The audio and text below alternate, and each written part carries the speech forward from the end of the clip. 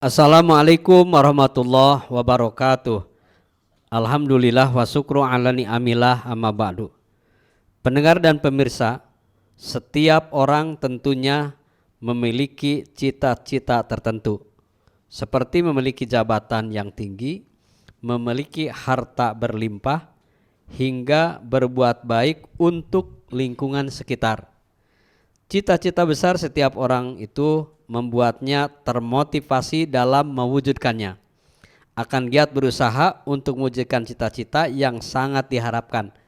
Namun, usaha keras saja tentunya belum cukup dalam membuat cita-cita tercapai tanpa dibarengi dengan tangan Allah.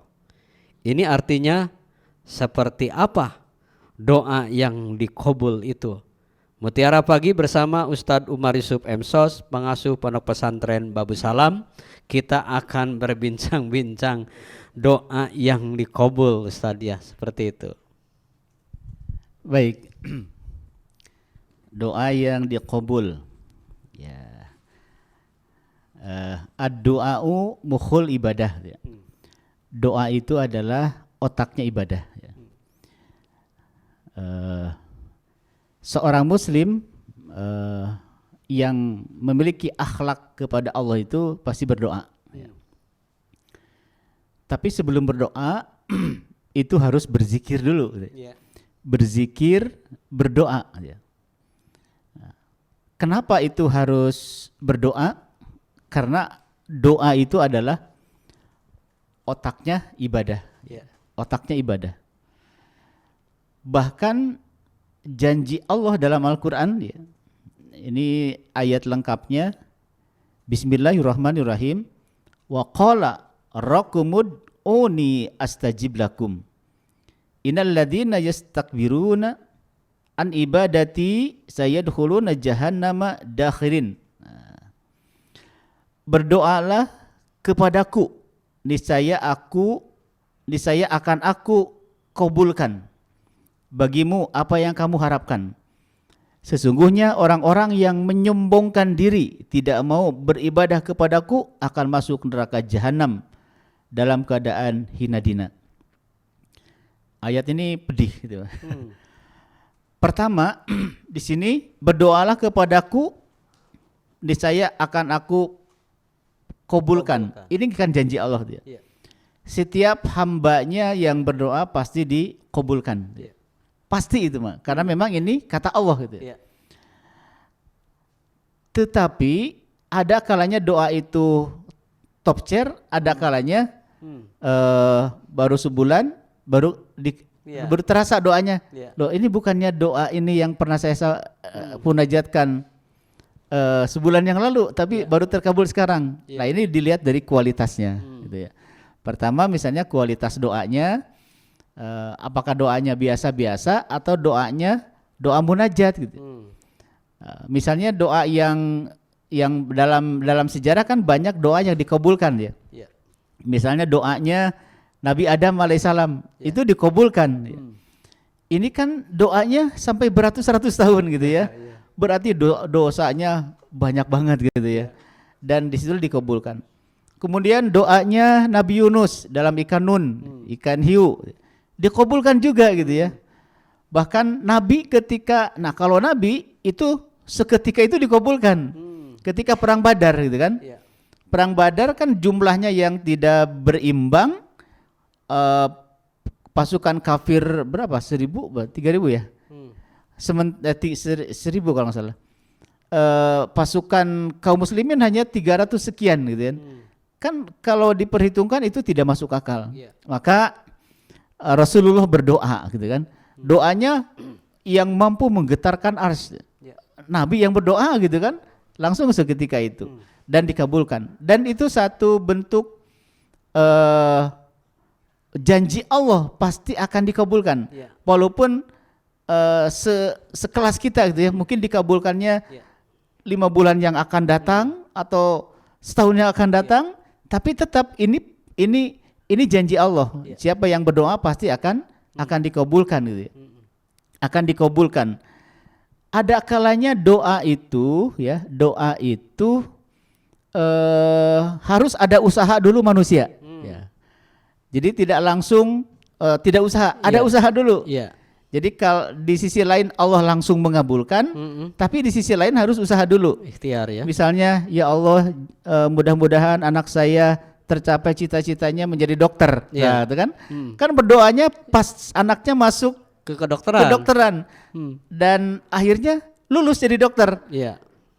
Nah, ini artinya Allah mengabulkan, tapi manusia harus usaha dulu, Iya, gitu ya. iya. Harus mau usaha dulu. Nah, di dalam apa tuh? Masya Allah lupa ya. Ada buku Simpul-Simpul Takdir. Dari di Simpul-Simpul Takdir itu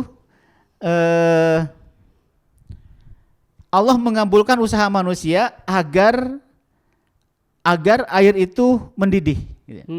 Maka yang dilakukan manusia adalah menyiapkan kompor gas, menyiapkan air, dinyalain, gitu. Kemudian dicetrekin, gitu ya, kemudian nyala. Apakah Allah itu mengabulkan doanya, gitu ya? Mengabulkan, gitu ya? Mengabulkan. Artinya apa? Itu ada keterlibatan manusia untuk supaya air itu mendidih. Nah, ini dalam simpul-simpul takdir Allah yang melibatkan makhluknya. Iya. Karena ada takdir Allah yang tidak melibatkan makhluknya. Misalnya ketika Ibrahim dibakar. Iya. Ya narukuni bardan wa salaman ala Ibrahim. Ini kan atas perintah Allah. Iya. Itu kan tidak di semoranku air itu ya. Tapi itu ada perintah Allah. Nah, jadi untuk dikabulkannya doa itu ada yang langsung tanpa bantuan makhluknya. Iya. Tetapi ada yang melalui makhluknya ketika misalnya seorang bapak berdoa untuk anaknya supaya anaknya menjadi dokter, menjadi insinyur atau menjadi penghafal Al-Qur'an. Nah, itu pasti dikabulkan oleh Allah Subhanahu wa taala seperti itu. Doa merupakan ibadah kita kepada Allah dan Allah sangat senang ketika kita selalu berdoa, dan Allah begitu sebaliknya ketika kita tidak berdoa dikatakan sombong. Nah, ini menjadi catatan buat kita, dan yang perlu juga pendengar dan pemirsa tahu bahwa tidak ada doa yang tidak diijabah. Betul ya, Tad ya? Betul. Karena sebelum kita berdoa Allah sudah mengijabah sebenarnya sesungguhnya. Apakah kita sehat itu bukan ijabah doa? Karena itu menjadi modal utama. Betul. Apakah kita diberi kesempatan walaupun rezekinya berupa uang, bisa bertemu Ustadz Umar dengan orang-orang soleh, itu juga doa. Karena qadarullah. Kita berbicara kebaikan itu juga wujud doa. Namun orang seling berkeluh kesah, Tad. Saya sudah sholat tahajud tiap malam, berdoa terus menerus, sudah begitu capek, sudah begitu lelah, tapi tak pernah kunjung ijabah qabul doa itu. Nah, ini menjadi salah satu bentuk putus asa kepada Allah. Padahal sesungguhnya Allah memberikan peringatan jangan sampai berputus asa dari rahmat Allah. Betul. Nah, upaya-upaya kita untuk mengarah kepada kesadaran pribadi kita seorang mukmin bahwa penuh ikhlas bahwa doa kita diijabah. Baik. Doa itu dikembalikan ke kesucian batin, bukan ke kesucian lahir. Bukan kebersihan lahir maksudnya. Ibrahim bin Adam, itu kisah yang sering diungkapkan oleh almarhum, oleh Pak Kiai, dengan mengamalkan kaf ha ya ain sod. Dia tercukupi kebutuhannya, dan itu dia yakin bahwa Allah lah yang akan memberikan kecukupan, dengan hanya mendawamkan kaf ha ya ain sod. Artinya ini dikembalikan kepada batinnya. Kalau berdoa hanya di lisan mah gampang. Orang yang artinya anak kecil itu bisa berdoa dengan lisan, Rabbighfirli wa liwalidayya. Tetapi doa yang dikabulkan itu apakah yang di lisan atau di qalbu gitu ya. Allah alam bisawab. Kalau lisannya adalah lisan yang selalu berzikir ya kepada Allah, pasti dikabulkan. Tetapi yang menjadi persoalan misalnya tadi ngadoa wae sampai satakar kebek tapi anggar tadi kabul-kabul, lihat bagian dalamnya gitu kan. Apakah di dalam kolbunya masih bertengger yang namanya riya? Ya. Apakah dalam kolbunya masih bertengger yang namanya hasad? Hasad. Penyakit-penyakit batin. Riya, takabur, hasad, fasik gitu ya. Jadi kalau masih bertengger dalam kolbu, dan kolbu ini kalau penyakitnya banyak bertengger, ini kan menjadi hijab gitu. Jadi bisa jadi secara syariat, secara lahiriah, tiap hari ngadoa tapi tidak dikabulkan kumaha itu saja sudah salah kan gitu ya. Iya. Sudah salah. Iya, salah. Berarti ada masalah di kolbunya. Karena kenapa? Al-Qur'an itu diturunkan bukan diterima oleh akal, akal yang selalu mengeluh kayak tadi gitu ya. Tetapi Al-Qur'an itu dihujamkan melalui kolbu. Betul. Kolbu yang bersih gitu ya. Jadi kolbu yang mutmainnah gitu ya. Kolbun salim ya, kolbu yang selamat. Nah, bisa jadi doa-doa kita Allah sudah menjanjikan pasti dikabulkan, tapi dikembalikan kepada manusianya gitu kan, manusianya. Kenapa misalnya Nabi Adam beratus-ratus tahun baru dikabulkan? Berarti ada masalah dengan beliau, dengan Nabi gitu. Tapi hanya kan diterima oleh Allah gitu. Tapi ketika Nabi Rasulullah Muhammad ketika perang Badar berdoa dan langsung ketika itu dikabulkan sampai arsy-nya bergetar gitu kan. Itu kenapa? Berarti kan itu apa namanya? Kesucian batin Rasulullah itu sudah tidak diragukan lagi gitu ya. Tidak diragukan lagi karena ini doanya itu adalah bukan doa dengan zahiriyah, tetapi doa dengan batinnya yang bersih. Nah, makanya sebenarnya dalam kajian tasawuf itu yang harus diperhatikan ketika doanya itu dikabulkan, pertama ini adalah kolbunya itu harus dibersihkan. Jadi kolbu di sini adalah hati yang rahmaniyah gitu. Artinya hati yang ruhaniyah maksudnya. Karena hati ruhaniyah ini adalah subjek pembahasan di dalam Al-Qur'an. Ini berbicara kolbu gitu ya. Jadi kalau dalam kolbu itu masih bertengger syahwat dan hawa nafsu, kemudian dia berdoa dan doanya seakan-akan oleh menurutnya itu benar, tapi kan menurut Allah belum tentu. Karena itu ada hijab. Jadi yang menghijab itu adalah syahwat dan hawa nafsu. Kan selama ini manusia dikendalikan oleh syahwat dan hawa nafsu. Bahkan hawa nafsu itu menjadi Tuhan manusia yang kedua, karena itu hawa umutaba gitu. Hawa nafsu yang diikuti gitu. Tapi sekali lagi bahwa Allah akan mengabulkan doanya gitu. Akan mengabulkan doanya, ada yang cepat, ada yang lambat, tergantung bagaimana kualitas berdoa kita. Jadi ingin berharap berdoa itu seperti ngegel cengek. Digegel lada gitu. Lada. Begitu digegel langsung lada. Jadi walaupun memang jaiz buat Allah ya seperti itu. Allah tidak ada yang mustahil. Tetapi sesungguhnya memang kembali lagi tadi Ustaz disampaikan, doa itu ijabahnya ada yang ditunda oleh Allah. Dan mungkin belum saatnya. Ya salah satunya ketika kita anak kita meminta sebuah mobil padahal masih umur 5 tahun. Mustahil ketika itu memberikannya belum waktunya kan gitu. Nah hal tersebut memang menjadi bagi yang kita belum paham persis dengan Allah dalam ilmu kembali lagi. Ilmu kembali lagi ke ilmu. Jadi ketika tahapan-tahapan ilmu telah kita peroleh, bagaimana adab berdoa supaya doa kita dikabul oleh Allah Subhanahu wa taala. Dan itu menjadikan salah satu syarat diantaranya Ustaz ya. Betul ya. Jantan jangan putus asa berdoa walaupun Allah tahu kita berdosa gitu ya.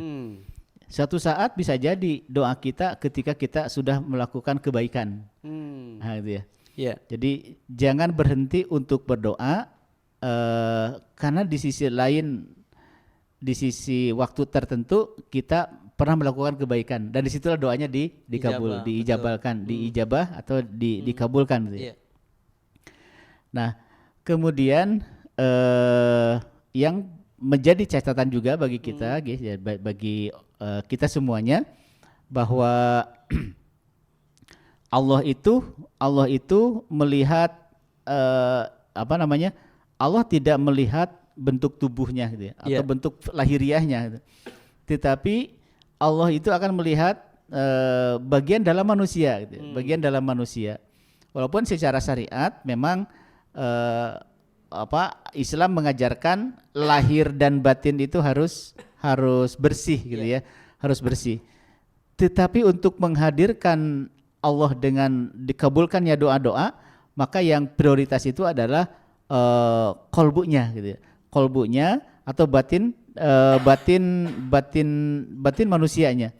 Ini sangat, apalagi kita sering melakukan zikir sir misalnya. Zikir sir yang mana zikir sir itu hanya Allah yang maha mengetahui, sementara makhluknya itu tidak mengetahui, ya seperti itu.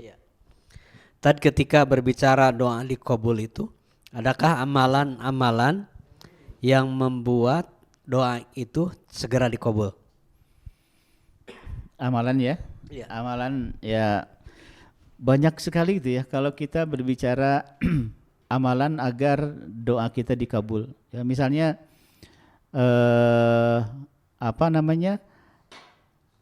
amalan yang sifatnya lahir maupun batin ya. Jadi amalan yang sifatnya batin misalnya mendoakan orang lain ya. Suatu hari Nabi sedang berkumpul dengan sahabat dan beliau menyampaikan, "Wahai sahabatku, maukah aku kutunjukkan ada saudara kita yang dijamin masuk surga?" Nah, kemudian sahabat itu pada melirik ke kanan ke kiri gitu ya. Wah, siapa ya di antara kita katanya. Jadi pede dulu itu yang ada di dalam. Tiba-tiba ada orang masuk.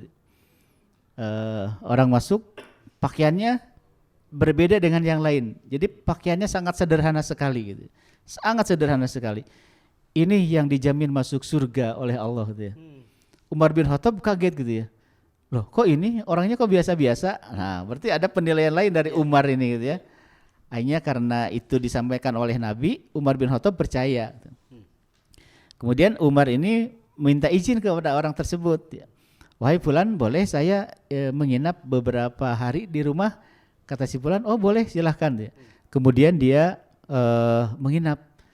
Tujuannya apa? Untuk mengetahui amalan apa nih yang dilakukan orang tersebut sampai kata Nabi dijamin masuk surga. Malam pertama dia nggak sholat tahajud. Ya, kalau sholat 5 waktu pasti ya. Saat tahajudnya biasa gitu, nggak disiplin gitu. Kemudian sholat duha juga jarang gitu kan, sholat duhanya. Akhirnya masuk ke hari yang keempat, Umar bin Khattab ini penasaran, wahai fulan, Anda kan kata Nabi dijamin masuk surga, tapi saya lihat amalannya biasa-biasa aja. Nah, kata orang ini, iya Umar, saya itu biasa-biasa aja sih gitu. Cuma ada satu amalan yang tidak pernah saya tinggalkan setelah sholat, baik itu sholat wajib maupun sholat sunat. Apa itu? Mendoakan orang lain, mendoakan tetangga. Itu yang sering saya lakukan gitu ya. Amalan itu yang mampu menggetarkan arsy dan Nabi mengatakan saya dijamin masuk surga. Amalannya cuma satu, mendoakan orang lain. Nah, ini kan doa itu kan tidak berat ya. Doa ini tidak mahal, tidak berat, tidak harus orang lain tahu. Cukup dalam sholat merenung, mendoakan. Kan doanya untuk mendoakan orang lain kan boleh bahasa Sunda ya, bahasa Indonesia atau bahasa Arab. Allahumma ighfir lil mu'minina wal mu'minat wal muslimina wal muslimat. Atau misalnya mendoakan yang sedang kesusahan agar diberikan ke jalan keluar dan sebagainya, diberikan kesehatan. Itu yang sering saya lakukan. Amalan itu yang sering saya lakukan sehingga tidak pernah terputus selama hidup saya, selalu mendoakan orang lain. Itu baru satu. Apalagi misalnya ada amalan yang lain. Nah, mungkin ada riwayat yang lain tentang amalan yang mampu masukkan seseorang ke dalam surga dan dijauhkan dari api neraka. Misalnya autosolir rohmah. Jadi pekerjaannya menyambungkan silaturahim gitu. Atau sholat 5 waktu. Karena kan riwayatnya beda-beda ya. Ada Nabi jawabannya beda-beda. Ada yang birrul walidain, yujahiduna fisabilillah. Jadi itu kan amalan-amalan seseorang masuk ke dalam surga. Lalu bagaimana amalan kita saat ini? Nah, carilah amalan-amalan yang ringan-ringan, yang berat-berat. Salah satunya tadi mendoakan orang lain. Orang lain itu luar biasa. Ketika berbicara doa dikabul, tentu pertama yang harus kita pahami bahwa doa itu adalah ibadah. Namun tentu ada yang harus kita juga ingat, pemirsa dan pendengar, salah satu doa dikabul itu selain tadi yang disampaikan berbuat amalan-amalan tertentu yang kita lakukan, tentu ada tempat doa dikabul, ada saatnya doa dikabul, ada doa dari siapa doa tersebut bisa dikabul. Apakah itu juga menjadi salah satu yang harus kita pahami, Tad? Ya betul ya. Jadi punten, saya sempat ke pesantren Sirna Rasa Abah Aos. Ya. Abah Aos, kemudian pas ke sana, pas kebetulan beliau ada. Kemudian saya sempat ditalkin gitu ya, dan diajarkan doa ya. Yang ngajarkan doa kiai beda kan gitu ya, dengan yang bukan gitu ya. Doanya pendek ya, ngambil dari Asmaul Husna ya. Coba ayi amalkan iya cenah. Apa itu bah? Nur Rahman, Nur Rahim, itu kan Asmaul Husna. Setelah sholat berapa? 300 atau sebisanya gitu ya. Nur Rahman, Nur Rahim, Nur Rahman, Nur Rahim, dan seterusnya. Dan setiap orang yang datang itu dikasih amalannya beda-beda gitu ya. Nah ini kan mungkin bagi orang-orang yang akan memperdalam ilmu tasawuf gitu kan, itu menarik gitu ya. Hanya dengan doa itu akan mampu memberikan perubahan gitu ya. Nah, karena berdoa dengan Asmaul Husna itu kan dianjurkan dalam Al-Quran ya. Qulid ur-Rahman awid ur-Rahman yad'un falahul Asmaul Husna. Dan Asmaul Husna ini salah satu metode mengenal Allah gitu ya. Karena dengan membaca Al-Quran, di dalamnya ada Asmaul Husna, disitulah melalui Asmaul Husna Allah memperkenalkan dirinya kepada hambanya. Makanya ketika kita sering misalnya zikir pakai Asmaul Husna, ya Rahman, ya Rahim, atau ya Malik, ya Kudus, itu kita sedang berkenalan dengan Allah. Allah memperkenalkan diri melalui jalur Asmaul Husna gitu. Seperti itu. Ya, jadi memang kembali lagi doa dari mana itu juga sangat jadi penting buat kita ya. Tentu sebagai mukmin tidak asal walaupun memang sesungguhnya bahwa tidak ada doa yang tidak diijabah, tidak ada doa yang mungkin tidak baik, tapi adakah doa yang tidak baik bagi orang-orang yang jahat seperti itu tadi ya? Ya itu juga didoakan, nah, dikabulkan mual gitu. Nah itu bagaimana ketika doa-doa yang jelek itu juga akan dikabul oleh Allah? Ya seperti itu. Kepeleset kayaknya. Ya. Pendengar dan pemirsa, berbicara doa tentu sangat luas sekali. Ketika Syekh Ibrahim Al-Baizuri dalam beberapa keterangannya menyebutkan amalan yang membuat kita doa dikabul, salah satunya tadi Ustadz Umar menyampaikan bahwa kita harus berbuat yang baik. Salah satunya menjalankan sholat wajib tepat waktu, istiqomah dalam bersedekah, berbakti kepada orang tua, mempermudah urusan orang lain, juga itu salah satu ijabah doa.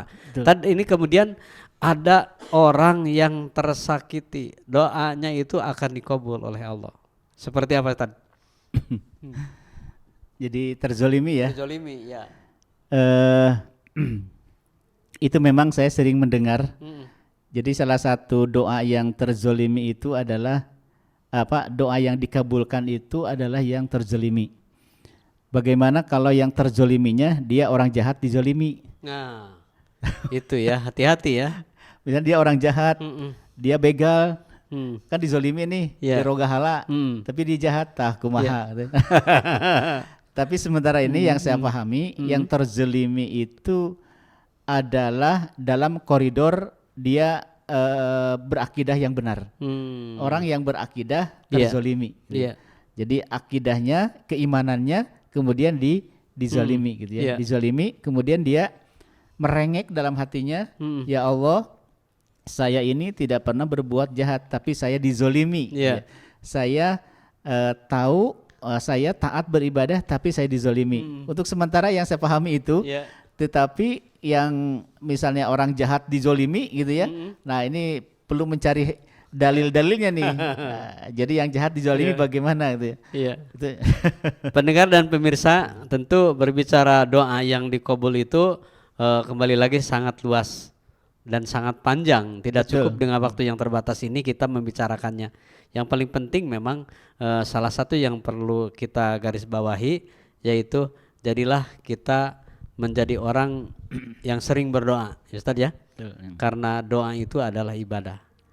Terakhir Ustaz, pesan-pesan terakhir. Ya, pesan saya terakhir kembali ke ayat tadi bahwa itu janji Allah, siapa yang berdoa, apakah kita berdosa, apakah kita makhluk yang berlumuran dosa gitu ya. Pokoknya berdoa saja gitu ya. Pokoknya sholat berdoa, karena di sisi lain nanti ada ruang-ruang yang kita pernah berbuat kebaikan dan disitulah kita berdoa oleh Allah dikabulkan. Dan yang hak prerogatif mengabulkan doa itu adalah Allah, sementara kita adalah memohon, bukan memerintah Allah ya, tapi memohon. Seperti itu. Subhanallah, luar biasa ketika berbicara doa dikabul oleh Allah. Pendengar dan pemirsa, Mutiara Pagi RRI Bandung bisa Anda ikuti terus setiap pagi pukul 5 sampai pukul 6 di Pro 1 RRI Bandung. Subhanakallahumma bihamdika asyhadu an la ilaha illa anta astaghfiruka wa atubu ilaik. Wassalamualaikum warahmatullahi wabarakatuh.